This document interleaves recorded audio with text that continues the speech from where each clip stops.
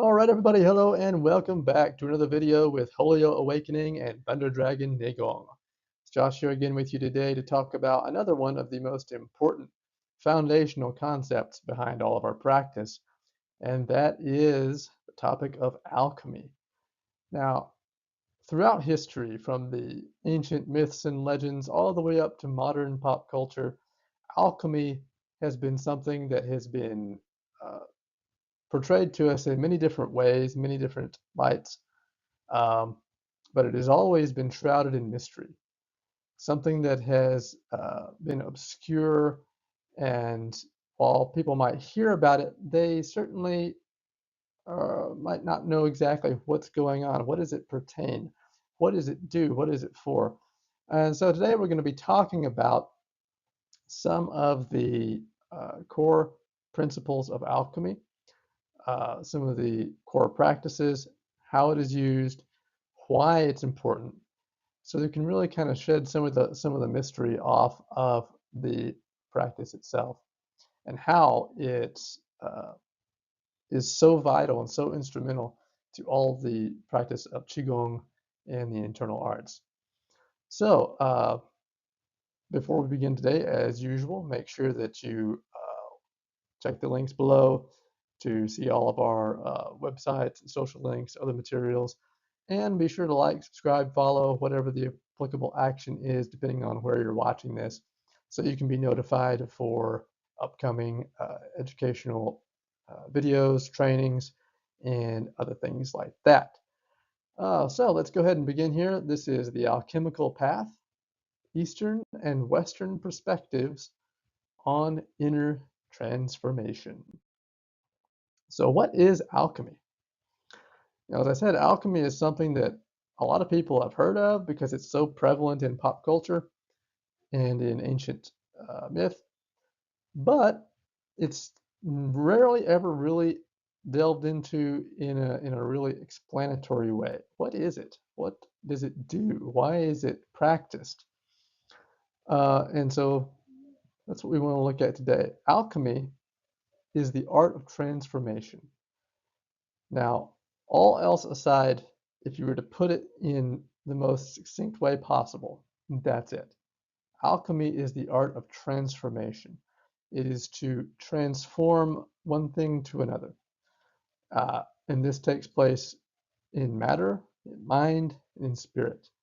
Every aspect of the human experience can go through an alchemical transformation. Across cultures, it has served as a bridge between science and spirituality, between the seen and the unseen.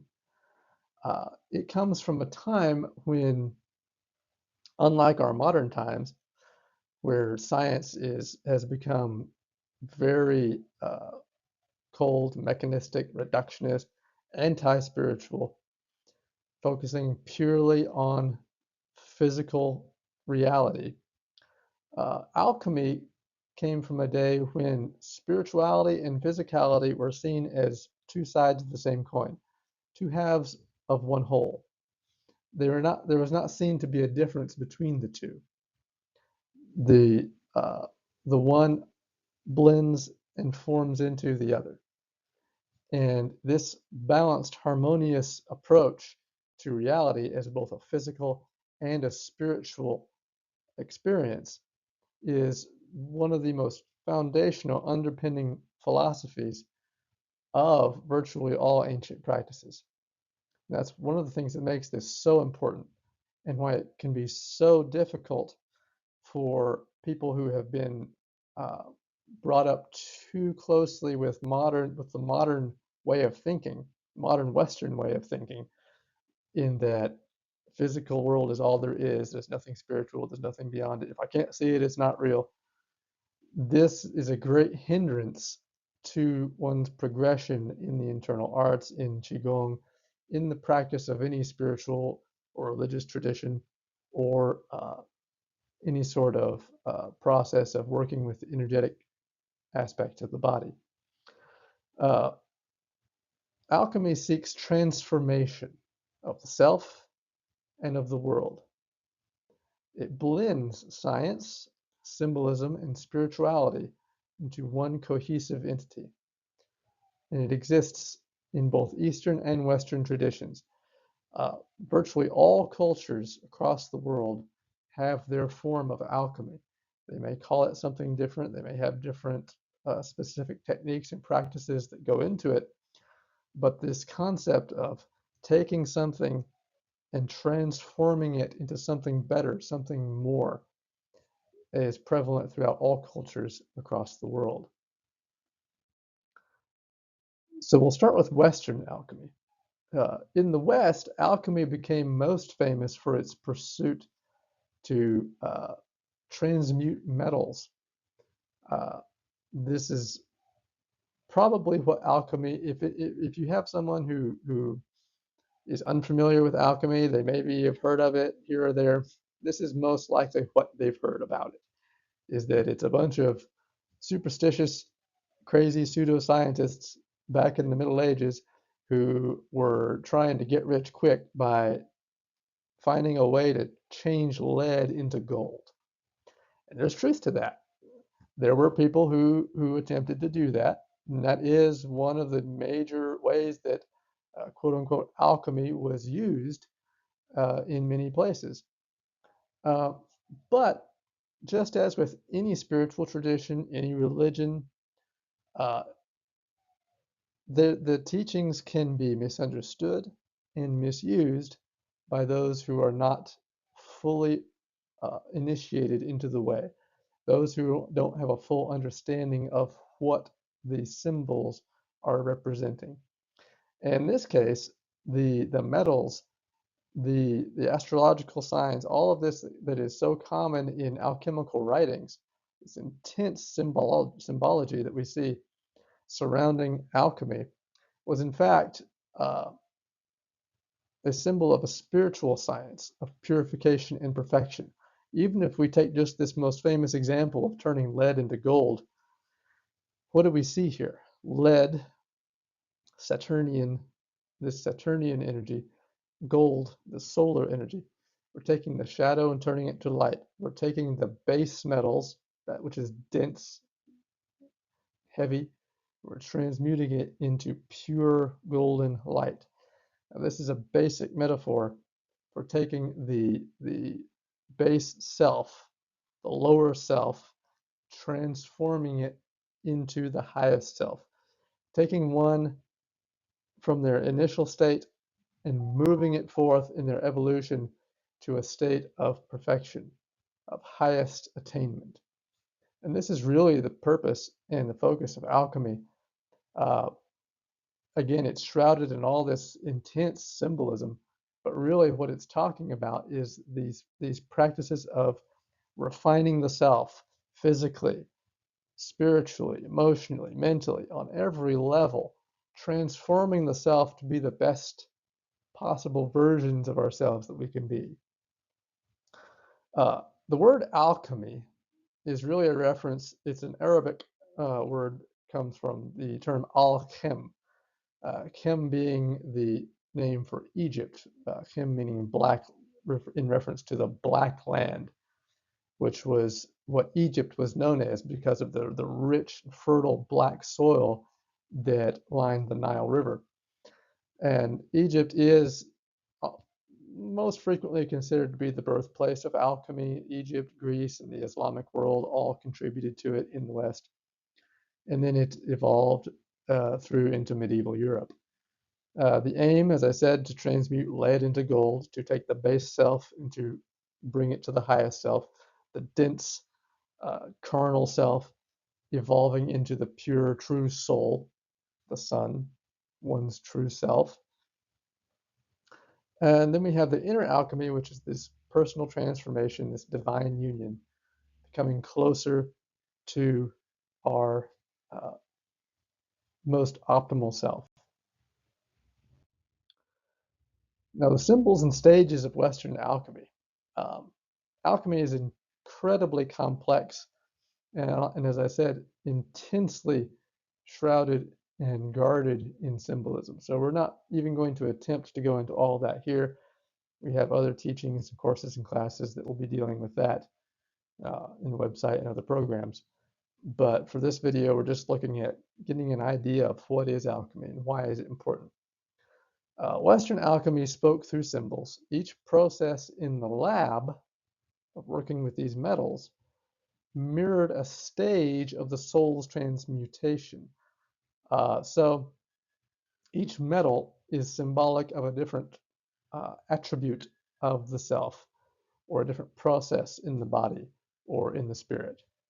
So every time we look at metals and elements in alchemical writings, we have to keep in mind those are symbolic of something that's happening in this process of our evolution. Most classically, it progresses through 7 stages, each with its own process and purpose. And these stages are calcination, dissolution, separation, conjunction, fermentation, distillation, and coagulation. Again, we're not going to get into all the details of those. We'll do that in another place. We also see the famous 3 modes of alchemy: mercury, which corresponds to the spirit, the mind; sulfur, which corresponds to the soul and desire; salt, which corresponds to the body, physical matter. And then all of this culminating ultimately in what is known as the Philosopher's Stone, which is a symbol of enlightenment. We might call enlightenment in Buddhist thought, or the Baozi in Taoist tradition. This idea that, or what they would often call the elixir of immortality, and which people, again, in their efforts to transmute lead into gold, the ultimate stone, the ultimate mineral they were really trying to go after was this Philosopher's Stone, which would supposedly give them eternal life. Here again, it was not a rock they were trying to there was not a rock that was going to give them eternal life. This Philosopher's Stone is a symbol of the highest perfection of the self, through which we gain enlightenment. And so we have to understand, when we're looking at alchemy, we're really just talking about this process of what we go through in Neigong, Qigong practice, to develop the self physically, mentally, emotionally, spiritually, to become our highest self. Which leads us into Eastern alchemy, Taoist internal alchemy, which is more pertinent to what we practice here at Wholeo Awakening and Thunder Dragon Neigong. Now, the internal alchemy is known as Neidan, the internal elixir, which is the Philosopher's Stone, the Baozi. Now, in the East, Taoist sages turned inward, while in the West, and in the East as well, but in the West most famously, people got very sidetracked and diverted into this trying to create gold nonsense, that they turned away and lost sight of what alchemy truly was. In the East, there was more of a focus and more of a intact tradition and lineage on these practices and their original and actual purposes. They discovered that the greatest elixir is within. The Philosopher's Stone is within. It's not something that we create outside of ourselves. It is cultivated through body, breath, and spirit. The practices and techniques that we do in Neigong lead into Neidan, the development of the Philosopher's Stone in the body. So Neidan is internal alchemy. It refines Jing, Qi, and Shen, known as the 3 treasures. The Jing being our essence, Qi, our energy, our life force, and Shen, our spirit. When we refine and perfect these things, it leads to harmony with the Tao, the way, the true path of a harmonious life in service to God. Now, these 3 treasures, Jing, Qi, and Shen, all Taoist alchemy revolves around the 3 treasures. These are the energies of body, breath, and spirit. The Jing, the essence, the kidney essence, is that which gives form and vigor to our body. It's the foundation of life.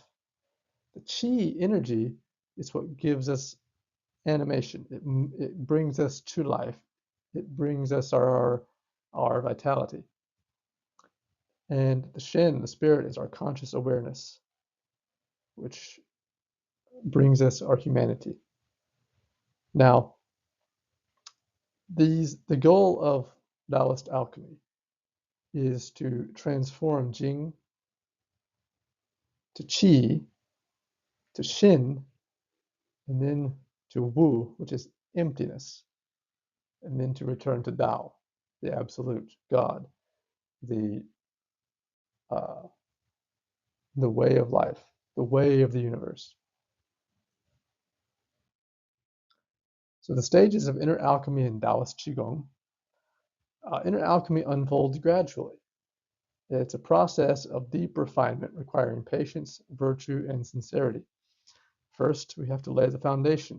We have to cleanse and stabilize ourselves. Again, on every level, physical, spiritual, emotional, mental. Cleanse and stabilize through our practices. We refine the Jing to the Qi through breath and movement. Specific breath work, specific movements and trainings allow us to cultivate the Jing, to transform it into Qi. We refine the Qi to Shin, we circulate and unify this. We refine the Shin to the Wu, the emptiness, through meditative absorption. And then we return to the Tao, the immortality of the spirit, the true philosopher's stone. The true immortality and enlightenment is this becoming harmonious with the Tao. The more aligned we are to the will of God, the more aligned we are to the flow of the universe, that is our enlightenment. That is our perfection of the philosopher's stone in ourselves. So Qigong is an alchemical practice when done truly and sincerely. Many forms of Taoist Qigong are living expressions of alchemical transformation, uniting body, breath, and awareness. We align the posture as an alchemical vessel. The breath moves energy through the meridians. Stillness transforms the Qi into inner light. All of these things are on a very real level transforming the fluids and the tissues and the functions of our body to create a higher and more evolved being. A body that is healthier, more vital, more capable of expressing the highest qualities of our character and our spirit. So all of our practices of Qigong ultimately should be refining us, transforming us on all these levels. As I've said in other videos about Qigong, these practices can be done on many levels, and there are many benefits that can be gained from all levels of practice. If you just want to relax and breathe and move, release tension, there are wonderful health benefits that can be gained from it. But when we really sincerely pursue the alchemical practices, the transformation that happens in the body, in the character, in the spirit, in the mind, our thinking, our thoughts, our habits, the transformation that happens when we apply this properly and train sincerely is unbelievable. It is something that once you have felt it, it again is transformative, which is the idea. We're transforming alchemically, we're transmuting ourselves to a higher being. We're taking our base lead and we're transmuting it into gold, our highest presentation. So let's compare some of the concepts that we see in the East and the West. Though they use different symbols, East and West both saw alchemy as a sacred art of inner evolution. Western alchemy, the goal was to the perfection of the self, to create gold. In the East, we say it's return to the Tao, inner harmony, which are the same thing. The core elements, we see the salt, sulfur, and mercury correspond to Jing, Qi, and Shen. Path is symbolic and chemical. using the metals and elements as symbols, whereas in the East we focus more on the breath, the energy, and the stillness, which are represented by the elements and the chemicals in the West. The highest goal, the highest ideal in the West, the Philosopher's Stone, which equates to the immortal spirit Baozi in Taoist alchemy. So here again we see all cultures across the world had their own way of talking about this, but they're really all aiming at the same goal through their various means. So universal themes of alchemy. Alchemy is the art of uniting opposites, bringing together, as I said before, uniting the spiritual and the physical, not casting aside one or the other. They have to be together to form a complete whole. And anytime we only have one or the other, we're lacking. We're crippled in that way in our thinking, in our ability to observe and understand reality. Fire and water come together. Spirit and matter come together. Heaven and earth come together. Alchemy is this unification process. We separate, we purify, we reunite into something greater than it was before. And it speaks to our deepest longing, which is to become whole, to return to our ultimate state. It's the union of opposites, the yin and the yang, the sun and the moon, sol and luna. It's the death and rebirth symbolism that we see so prominent throughout alchemical texts, this idea of the phoenix dying, rising again from the ashes, this death to the old self and rebirth in the new. We see this, all of this symbolism throughout religion and spirituality as well. This is all present, even though many typically in Christian circles would frown upon this and call it occult. It is very much a part of the Bible, of the process of refining, putting to death the old man, the old self, the sinful carnal self, the lead, the base desires, purifying it, coming back together in union with the Spirit, and being reborn as a new and perfected immortal, resurrected again with Christ. All of the symbolism is there because this is the theme of the Tao. This is the way of the universe. This is the way of the returning from spirit to matter and back to spirit again. The inner gold equals the awakened self.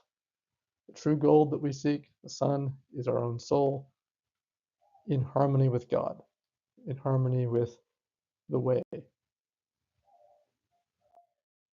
So alchemy is a way of life. It is present in all things at all times.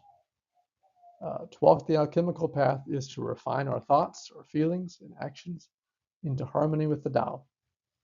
It is a lifelong practice of inner transmutation. We're always refining ourselves. And that's the thing about enlightenment. Enlightenment is not a place that you get to. Enlightenment is a process that is never ending. You're always refining yourself to become better in all areas of your life. Each day you get up and you strive to become better, more pure, more perfect and complete in whatever task you do, in whatever area of life you're focusing on. And each day you make progress over the day before. In this way you continue the path, the endless path back to the Tao, back to a union with the divine. Find the elixir of life, seek not in flasks and fire, but in breath, virtue, and stillness. Don't get lost in the symbols. Don't get lost in pure physicality or pure spirituality. We have to blend the two together and realize this endless cycle, this endless path of death and rebirth, purifying into higher and higher form. So this is the general concept of alchemy. Again, it's a huge, endless topic. But here we just want to kind of get some of the mystery off of it, talk about what it is, what it isn't, very importantly, uh, and why it's important to our practice. Why is it so vital to our Qigong practice, to our internal martial arts practice, to our meditation practice, to working with herbal medicines? Uh, this is why it's so important, because it is the very concept, the very practice of refining and transforming and growing, becoming more whole. So, as always, again, make sure that you check out the links below for other educational materials, courses, classes, consultations, all that good stuff. Make sure you like, subscribe, uh, check us out for upcoming videos and educational materials. And we will see you again in another video where we'll talk about some more of what we do here and clarify some of these lesser known and more mysterious concepts for you. So we'll see you next time. If you do have any questions, comments, anything, leave them below and I'll do my best to get back to them as quickly as I can. And we'll see you next time.